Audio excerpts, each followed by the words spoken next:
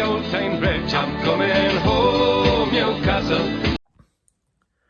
Well, the squad could look very different in the long term under new owners for Newcastle United, but I think certainly in the short term, you've got to remember as well that even if you've got a limited budget, it's going to take 2, 3, maybe 4 transfer windows to build a different team and have that different look. But I certainly think that under new owners, that certain personnel will leave the club. The big name that's being touted about in the United States press at the moment is Yedlin.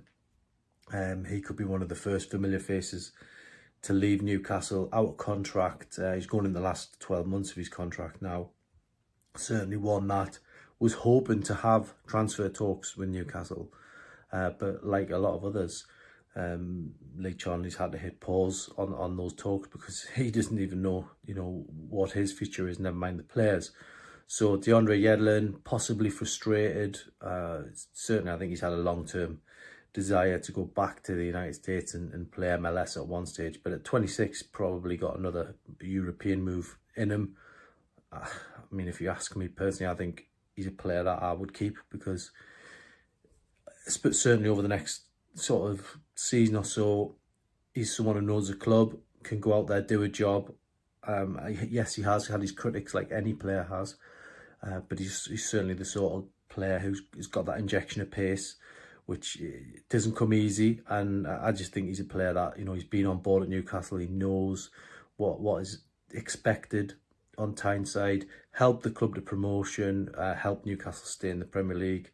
He's been a steady buy. I mean, he's one of Rafa Benitez's purchases, and certainly I would say he's a success. So for me, I wouldn't be rushing him out the door, but I can certainly see if he feels that there's going to be all these big names coming in, that he then feels his future lies elsewhere. But he could be one of a few that leave, Manquillo, Yedlin, Matty Longstaff's future still dangling in the air because he doesn't know where he stands.